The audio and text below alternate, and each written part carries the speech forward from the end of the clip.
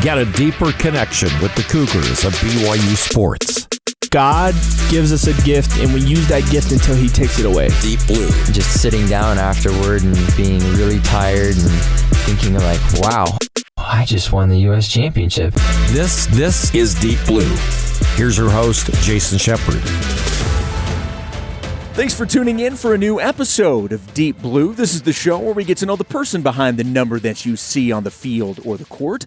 These are the true stories of BYU athletes from their very own mouths. And this week, part 2 of our interview with former BYU football player and current Snow College head football coach, Zac Erekson.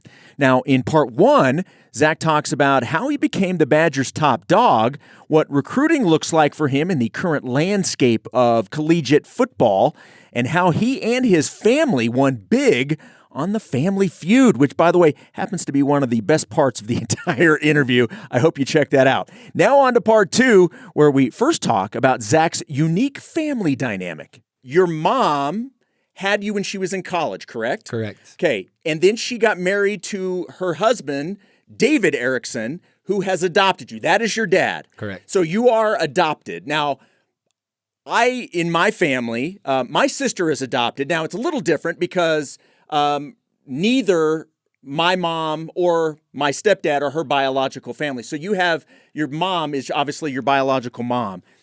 From that standpoint, how did you grow up with that knowledge? Because I know some people, it can be something that causes insecurities, others not so much. How did you handle that situation? Yeah. I think early on, it wasn't something they could hide. Right. Yes. If you could see me and Would you like to tell people why? If you look at our family picture, you will see all white people, and then there's this black kid. That's me. So I think early on, and I think my parents would have hid it anyways.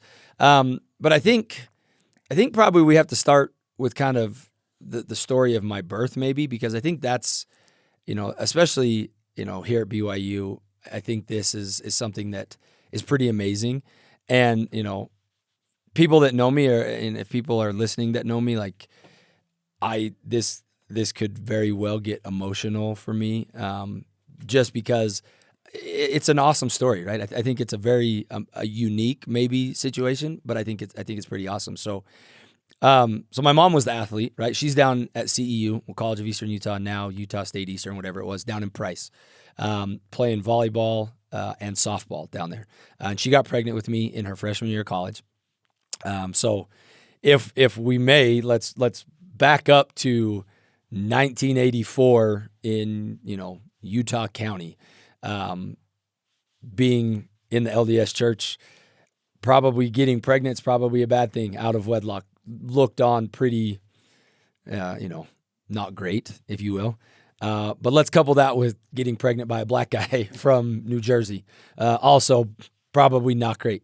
So originally the plan was to give me up for adoption. So, my mom made that tough decision that she was going to give me up for adoption, and wanted to try to, and I probably shouldn't speak for her, but we've talked about this at length, and I wouldn't share anything I don't think she would be comfortable with me sharing, but she spent some time throughout the pregnancy. She moved to Texas to be with some family, and then got a little homesick, and so came home and stayed with a cousin up in West Valley for the last maybe month or two of the pregnancy. Whether to keep that from people or whether just to not have to answer questions, who knows, right? So here we are, late November 1984. My mom goes into labor, gets rushed to the hospital, and I show up, I'm born. The doctors, check everything, make sure everything's good, and then immediately take me away, right? Because the adoption is pretty much ready to go. Yeah, the process is ready to go, yeah. And, at the time they had the birth mom had 48 hours post-birth to change her mind. And so the story goes, it was like hour 42 or 43, where her and my grandmother were just there in the hospital. And my mom was like, I can't do this. Like, that's my son, and I will deal with whatever comes, right? And my grandpa, who passed away a couple years ago, loves to tell the story that, he had a rough upbringing, and then, he didn't join the church till he was 30 and worked for the Forest Service. And so worked with some rough people. But he tells a story that in that very instant that my mom decided that she was going to change her mind, that he swore up and down that he would never tell another racially charged joke, against any race, right? Yeah. Not even just against black people. And so I heard that story a lot from my grandpa. And so my mom changes her mind, and so the doctors or the nurses probably went and got me, and so I was almost 2 days old before my mom ever held me or got to see me, and pretty much from then on, she won't leave me. she'll tell you that. Very protective. Well, you know what? I wouldn't even say. I mean, I think she is in her right. Like she would never like get in the way of anything. Sure, but yes. like she. As only moms can do. Exactly. Yes. Exactly. I mean, like my mom. Football has been a huge part of my life. I don't even think my mom or my dad has ever missed a game I played or coached in, like as a head coach, ever. They didn't come to every game when I was an assistant back in Texas, but as a head coach and as a player, they've never missed. They go to every away game at Snow. They've been to every home game, yada, yada. So since then, 40 years ago, we've been, pretty close ever since. And so, I'm also really close with my maternal grandma and grandpa because that first year of my life, it was the four of us. It was my grandparents, my mom, and myself. So there's some details here that I am not 100% sure on. My mom's best friend and my dad's best friend were dating. And so like right after I was born, my mom gets introduced to my dad. I actually have to tell this story. I was going to say, you got this look on your face that you got to tell this story. There actually is something really funny about this. So we're going to back up actually 3 years even before all of this. So my mom grew up mostly California and Texas. She moved to Spanish Fork as a sophomore in high school. So this is maybe her senior year of high school. They live in Spanish Fork, and she's working at McDonald's right there at the bottom of Highway 6. And my dad had been coming through the drive-thru of that McDonald's. And this was back when the Monopoly pieces were not attached to the fries or the drink or the Big Mac box. They just were individual pieces. Well, apparently my mom thought my dad was cute, and so she started giving my dad like bagfuls of Monopoly pieces. And so my dad would then continue to come to McDonald's because he was eating for free for all the prizes that he was winning off of these Monopoly pieces. And so that is actually where my parents first met. But it never went anywhere outside of free the food. Drive-thru and the free, right?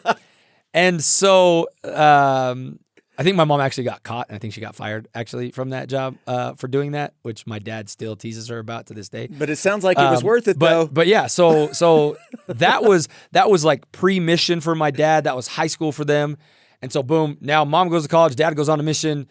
I show up. They get introduced as strangers.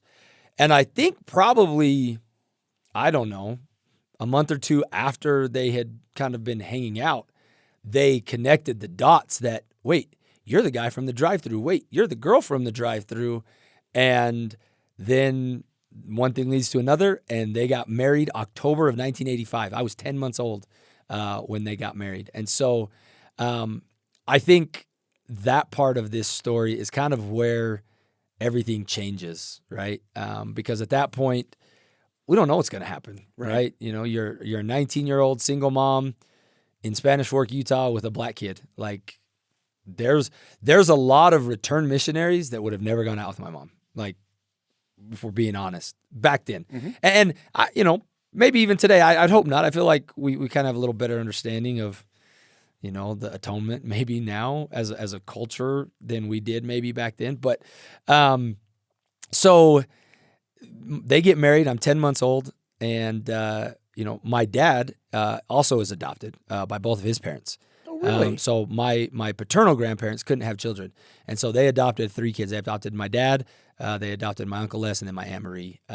All were adopted, and so I don't think that part of it was too difficult or interesting for my dad, right? Knowing he had known he was adopted and his siblings were adopted, so that was something that had been a part of his life. But his parents were, my paternal grandparents were. They were just, I think, children of their generation, right? And he got a lot of pushback from not only dating my mom, but then when he decided he had fallen in love with my mom, from his family. Now I tell you that because I've heard these stories. Mm-hmm. I have never. I probably should have prefaced, never in my life from anyone in my family, and I would even make it even broader, like. People ask me all the time, what was it like growing up being a black kid in Utah County and being the only black kid in your high school and all of these things. I always thought it was great. I got all the attention in the world, and it was awesome. Like it wasn't until I was in college where I started to maybe feel, well, maybe that cop just pulled me over because I'm a black kid and I'm driving a nice car. Like up to that point, everything was great. So my paternal grandparents, they didn't love it, but my dad said, no, I'm in love with this lady and I love her son. And so I'm 10 months old. They get married. A year or two later, I think I was 3 when he was able to adopt me legally. Mm-hmm. So I can't say I remember the days, but I have pictures of the adoption day getting sealed right here in the Provo Temple. The same day we were at the courthouse first and then went to the temple. And got sealed as a family. And by that time, my brother was already here. Me and my brother are 18 months apart. My dad said, I'm going to take this on. Fun part of this story that my dad goes to BYU, right? Uh-huh. So he's here at BYU and decides, he thought he wanted to do radiology and then somehow decided he actually wanted to go to dental school. So gets accepted into the RDET program, gets scholarship. So first year done at the University of Utah, then the next 3 years, we're off to Creighton University in Omaha, Nebraska. Well, my dad, and I'm, by the time we're leaving, 1992 maybe, me, my brother, my sister, there might be 3 of us already born. Nikki might have came right before we moved to Nebraska for dental school. But as my dad's finishing up here at BYU, there was this lab that was only offered during the fall. And he's already accepted to dental school. And so he never graduated from BYU and to this day does not have a degree from BYU, but has his degree from Creighton.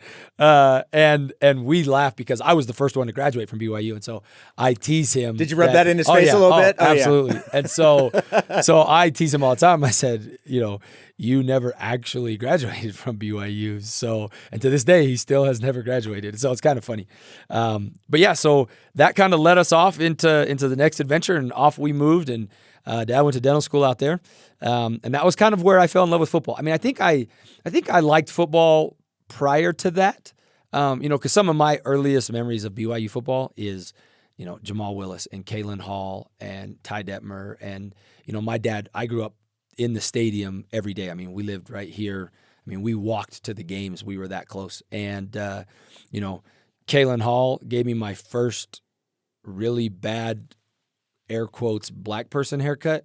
Because at that point. By the way, Kalen has been a guest on this podcast. Yeah. And no, he's, and it's funny because now here we are, we're such good friends and our families are so close. And I don't know if that's really public knowledge, but with all the crap that happened at Maple Mountain, he's now on my staff at Snow, which has been amazing. But anyways, so like that was where I probably fell in love with BYU football.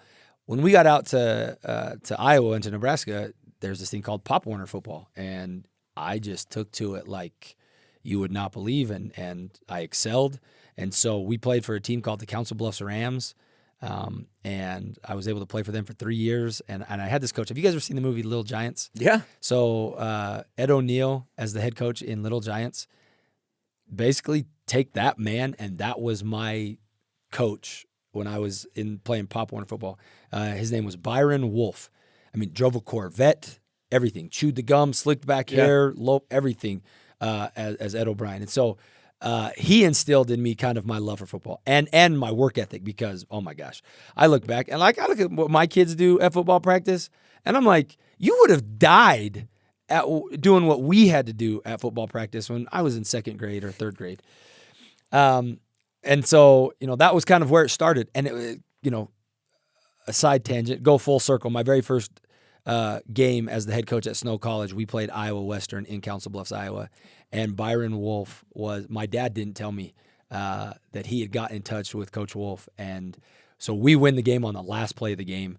I'm emotional. My family's emotional. And then my dad kind of turns, as we're all hugging and celebrating, my dad kind of turns around and then pulls Coach Wolf into our circle. Oh my gosh, I lost it. I was crying, and it was really cool to see him, because then we go to Council Bluffs every other year to play Iowa Western, and by the time we came back, he had actually passed away. And so it was really cool to be able to share that with him. But we went out there, and there was a challenge for a little bit to BYU football, because while we were there was this little guy named Tommy Frazier that played quarterback at the University of Nebraska. And my dad, it was the first game I'd ever been to that wasn't a BYU game. Yeah. And I remember walking in to Memorial Stadium there in Lincoln, and I was like, for anybody that doesn't understand how big Nebraska football is in that area, it is beyond big. And at that time, I mean, we're talking national champions. We're talking, Tom Osborne. That was probably the heyday of Nebraska football. And I remember walking in and going, well, there's way more people here than there is in, I think it was just Cougar Stadium at the time, right? I said, every single person is wearing red. The whole place was wearing red. And we're kicking everybody's butt when we play them. And so for about 4 years, even maybe the first year that we moved back to Utah, I was going to be a Cornhusker. I was like, I'm going to Nebraska, and that's what I wanted to do. But it didn't take long once we got back here to Utah to choose the right. To choose the right. I met Ronnie Jenkins and Brian McKenzie and Steve Sarkisian and James Dye, and I was like, no, okay, I'm good. I'll play here. All right, so let's talk about your journey here, because as you mentioned, you took to football and you're starting to get looks. Unfortunately, you sustained an injury, and that messed what was looking like this great plan, and it derailed things a little bit. Yeah. Ultimately, you end up at Dixie, obviously now Utah Tech, but then ultimately come to BYU. Take me through that, and then ultimately getting here to BYU. Yeah. This is, this is one of the, I hate this story. I really do. So obviously, as a kid in that era, late 90s, playing for BYU, but not only for BYU, but for Coach Edwards, that was the dream, right? And, I had been going to BYU football camps since I could remember. And Coach Edwards always took time to talk to me, talk to my dad, Brian Mitchell, who coached the secondary at the time. Whether it was because he was the black coach on staff or because, and I don't think it was that, because to this day, Brian Mitchell and I talk regularly, right? When we're at AFCA, we always go to lunch. Our friendship is a true and genuine friendship. And that all started as a kid going to camp. And so, Brian always would tell me and my dad, Zach's going to start for me someday. That was always the plan. Senior year of high school, things were going exactly, you wait your entire life for your senior year of high school football. And it started out better than I could have ever imagined it, I had 11 touchdowns in our first 3 games. I led the state in all-purpose yards, rushing yards, touchdowns, probably till week 9 or 10, if I remember correctly.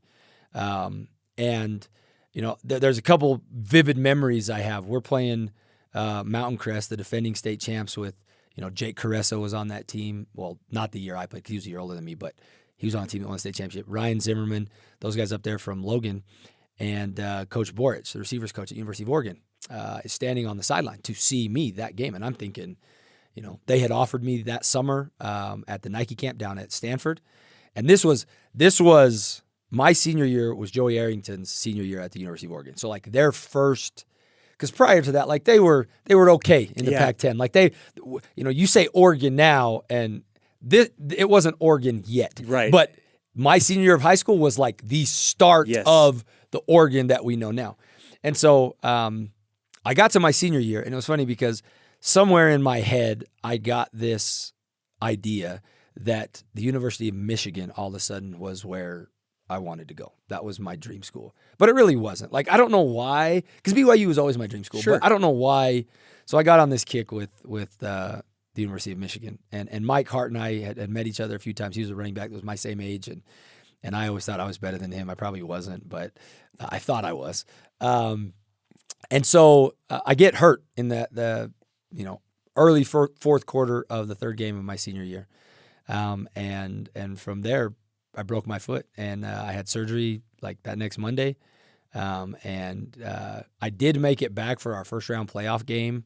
I was completely useless. We, went and got donkey stomped by Lone Peak, and it was bad. But so then it was like, okay, what am I going to do? And Lavelle had just retired, and so that was kind of devastating. But Coach Mitchell was still here, so I wasn't really concerned, right? Like I knew that was gonna happen. So we're going through the recruiting process. At this time, we're probably, I don't know. I mean, we're still in basketball season because I'm playing basketball, and coaches are coming to watch me play basketball to make sure I'm healed and I'm healthy and all that stuff. And I think mid-January, I've got offers from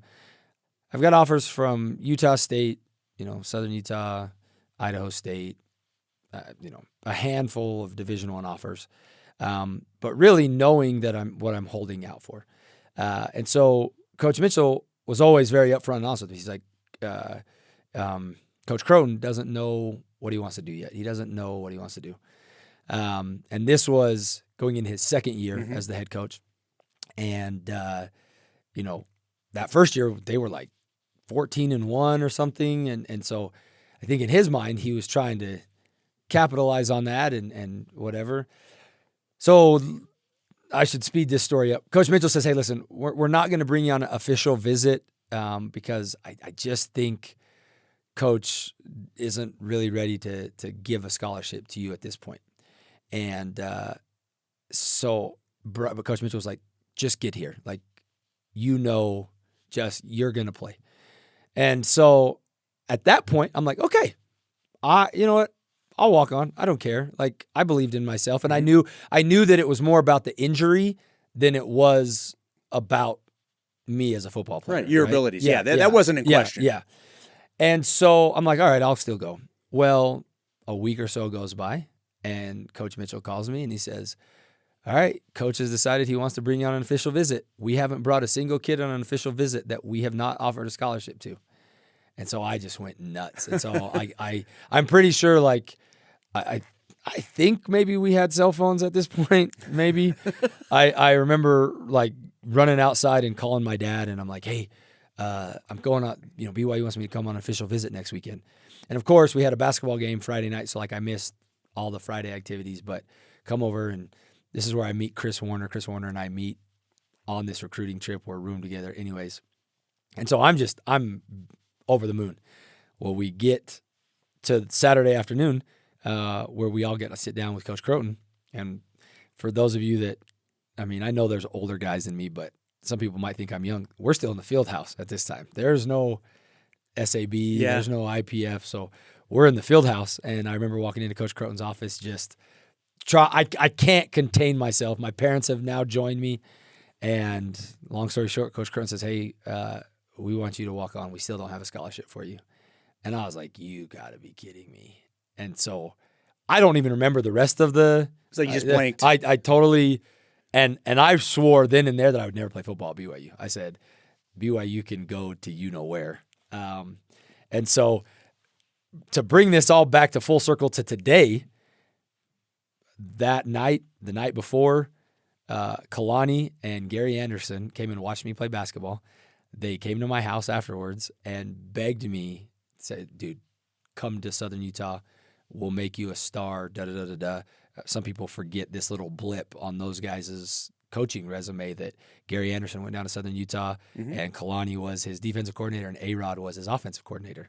And that year, they ended up signing. They signed, I might be off by 1 or 2, but I think they signed 20 of the 24 first-team All-State kids in the state of Utah. Wow. With Kalani, A-Rod, and Gary Anderson. And I was one of them. Yeah. And so I swore I would never play football at BYU, and I loved Kalani like everybody does, and wanted to go play for those guys. So then you kind of fast forward. We get ready to move down to Cedar City and go to SUU, and just kind of had this nagging, you should go on a mission. Like, go on a mission first. Like, don't go, because then you still had to be 19, and my birthday's not till November. So the plan was go play your freshman year and then go on a mission and then see what happens. Well, I just had this, I'm like, don't start this clock. Like, just let's go on a mission right away. So I tell the coach, hey, I think I'm going to go on a mission first. Like, that's what I think I want to do. And then to be really 100% honest, I made some really bad choices in that 6 months of not really doing anything. And it was funny because up to that point, like, I was like Peter Priesthood, like Mr. Perfect. Now, I wasn't Mr. Perfect, but like there was nothing that was ever going to stop me from going on a mission. And then I don't know what happened. The second I made that decision, it was like Satan said, the adversary was zeroing in. He said, no, you know what? I'm going to do everything I can to keep you here. And he won a couple of those battles. So here we are in January, and it's like, well, you're probably going to, it's going to be 6-10 months before you're probably ready to go. And I'm like, well, what do I do now? Enter Greg Croshaw. He says, hey, what are you doing? I bumped into him somewhere. And he's like, no, you should definitely come play for me, like, right now. And so I was like, okay. So went down to Dixie. And I managed to get out of there in a year because I had signed at Southern Utah. This was back when there was actually rules about transferring. Because I had signed at Southern Utah, I had to graduate from a junior college before I could transfer out. And so went down there, played 1 season, got my associate's degree done. I went spring, summer, fall, spring, and graduated. Gary Croton is now out. Yep. In comes Bronco Mendenhall.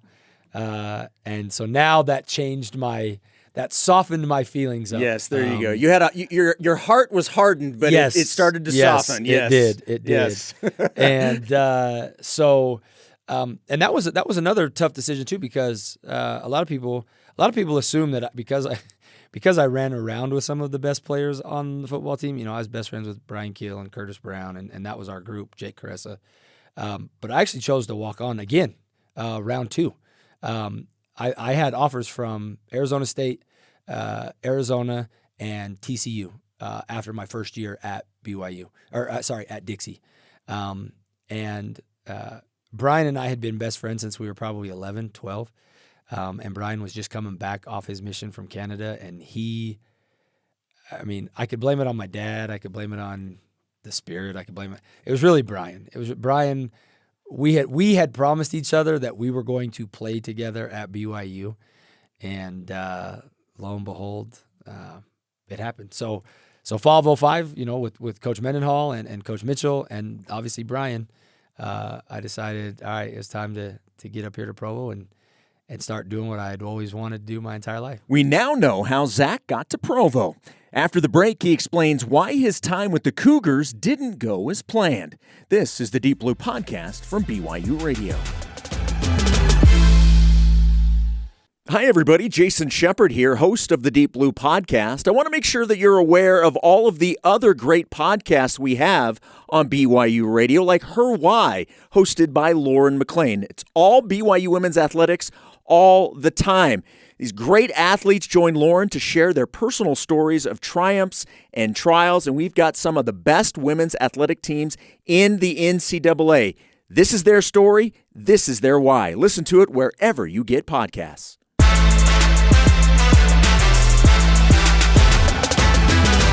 Welcome back to the Deep Blue Podcast. Our guest for this episode is Zac Erekson, a former BYU football player and the current head football coach at Snow College.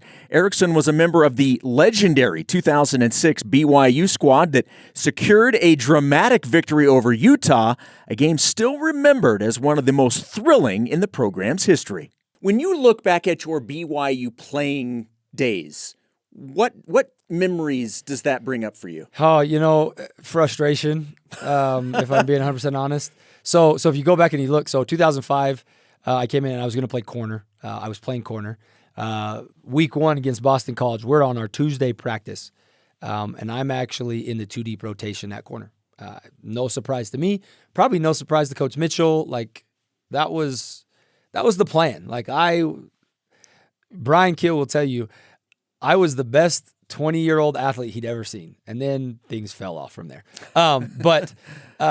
So we're in our Tuesday practice and we're in shells and it's almost like we're not even going full speed. And I run into a receiver that's running a crossing route and I shatter my scapula. And I fall to the ground. I think my shoulder's dislocated. Training staff runs out. They're trying to put my shoulder back into place, which they were doing. But because the shoulder blade was broken, it wasn't holding it in place and it kept falling out. You want to talk about the most excruciating pain you've ever felt in your entire life. Like having a dislocated shoulder get put back in and then keep falling out and put back in and fall. They did it 3 times. Finally, they rushed me to the ER. Anyway, so that ended my 2005 season and I never played it down in that season. So then we come back and Coach Mitchell leaves. He goes to Texas Tech. And I'm like, oh, you got to be kidding me. I always thought I was an offensive guy, but I always wanted to play for Coach Mitchell. Mm-hmm. And so that was an easy transition. And so I move over to play slot. And it's funny because a lot of people don't realize this, that I was in the 2-deep at slot. We just didn't play with slot receivers because we had tight ends. And so Bryce Moika, who was our starting slot, and myself were Bryce as the number 1 slot didn't even see the field that much because there was a couple of these guys, named Dennis Pitta and Andrew George and Johnny Harleen that, as a coach, it's really funny. As a 21-year-old, I was super mad about it. As a coach, I talked to you about Ethan and Dallin before. Yeah. I'm playing those guys too. And so I get it now. I used to be so mad at Coach and I for that decision. And now Coach and I apologize for all those hard feelings I held for all those years for not playing with Bryce and I. But I totally understand what you were doing. So no, I have some really amazing memories because, I remember going to Notre Dame in 2005 and, seeing Touchdown Jesus and walking through that tunnel and hearing their band play our fight song like that. I try to tell my kids all the time, I'm like, someday I'm going to take you to Notre Dame. It was the coolest thing. It was the coolest thing I'd ever seen. And then in 2006, we had such a good team. And I try to mimic my, quarterbacks because I coach quarterbacks down there too. I use John Beck as an example of leadership all the time. And sometimes people that don't know, they say, well, what do you mean?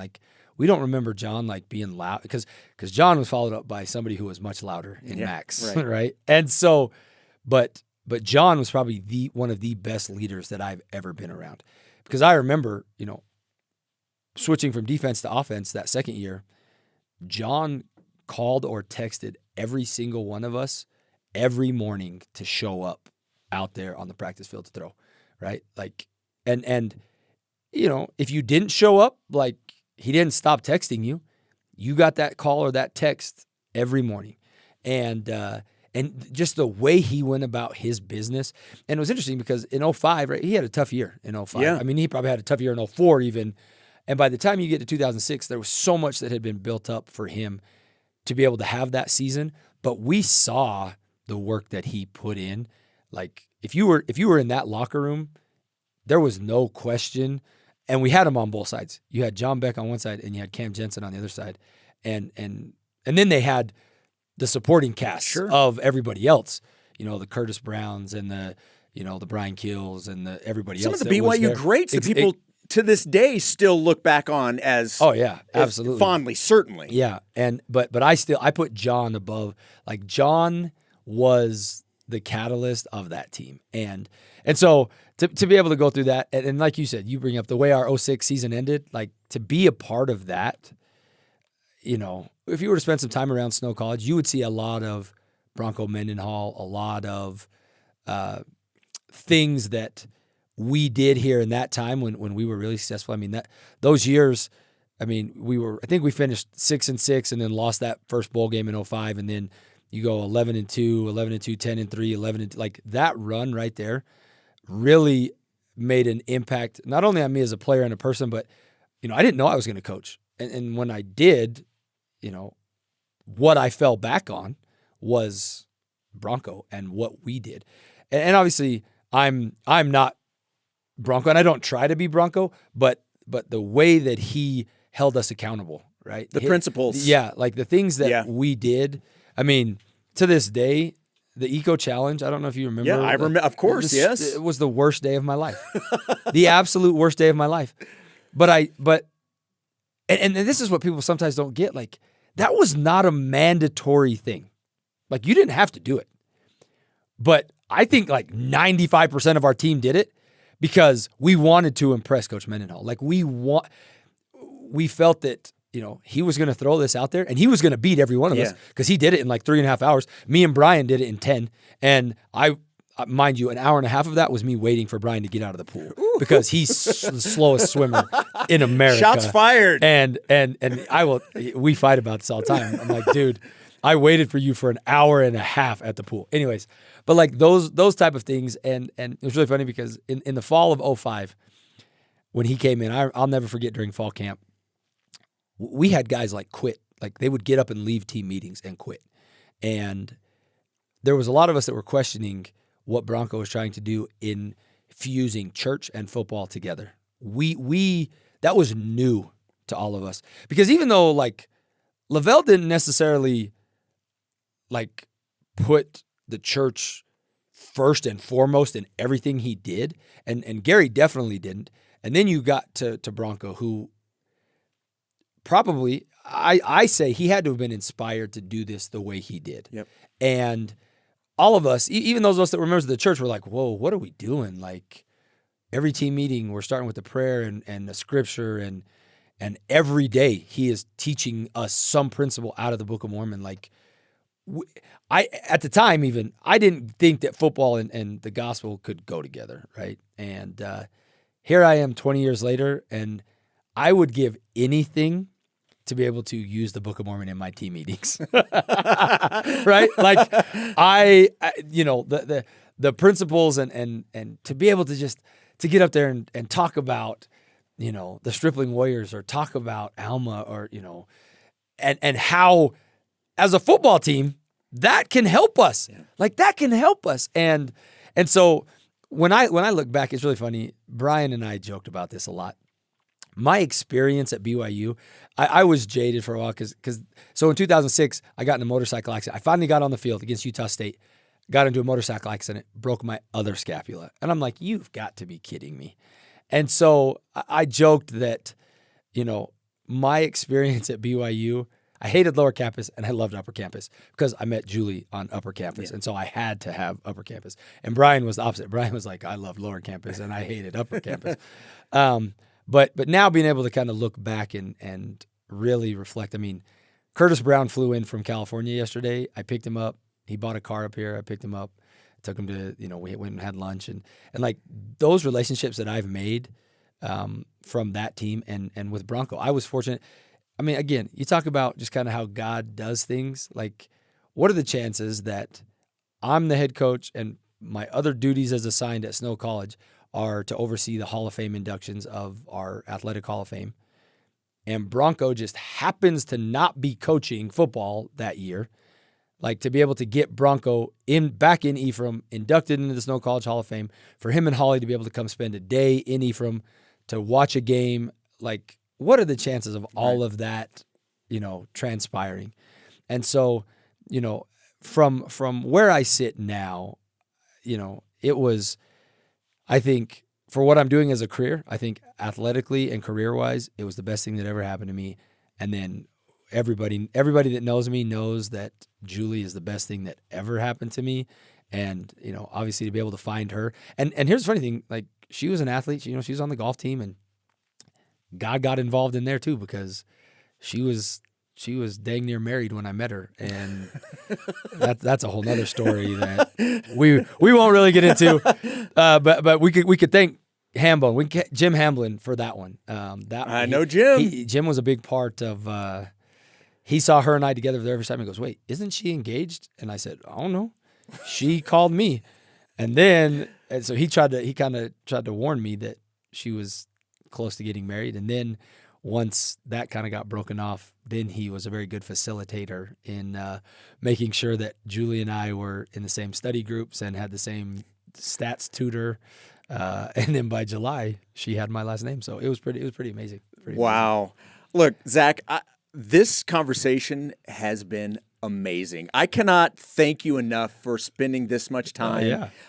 This was, I hope you enjoyed it, because I thoroughly enjoyed it. Yeah, absolutely. So thank you so much for doing this. Absolutely. And so this is the first time that you and I have met and been introduced to each other. You have got a fan in me, certainly. I will be cheering for Snow. Thank you. I am a fan. So thank you so much for doing this. This was a blast. Yeah, I was curious because my wife, she's like, well, "What are you going to talk about?" I said, "I have no idea." I said, "I have no idea what they want to talk about," and it's funny because I do. My BYU circles, it's very interesting. Like I would say I'm pretty close with Kalani, and I'm pretty close with Tom, I think I'm close with Tom because Julie was close with Tom, and so like I just got adopted into that family because everybody loves my wife. Like she literally, and I was the second best athlete in our house. I'm the second best head coach in our house. Like I have no problem admitting that at all. But I'm excited to be able to have gotten to come up here and to kind of broaden my BYU family out, because it's a special place, and I think people sometimes, especially people from the outside, don't really appreciate what BYU is and what it's done for a lot of people, especially, my family wouldn't be here without it. And so thank you for having me, and I look forward to being able to have some more Snow fans out of the deal, and like I said, broadening that BYU circle of friends. So, well, this was great. Thank you. Thanks once again to my guest, Zac Erekson. My name is Jason Shepard. Ben Hall produced this episode. Deep Blue's senior producer is Cleon Wall. You can download and subscribe to Deep Blue on all podcast platforms, or find all episodes on the BYU Radio app. Deep Blue is a production of BYU Radio.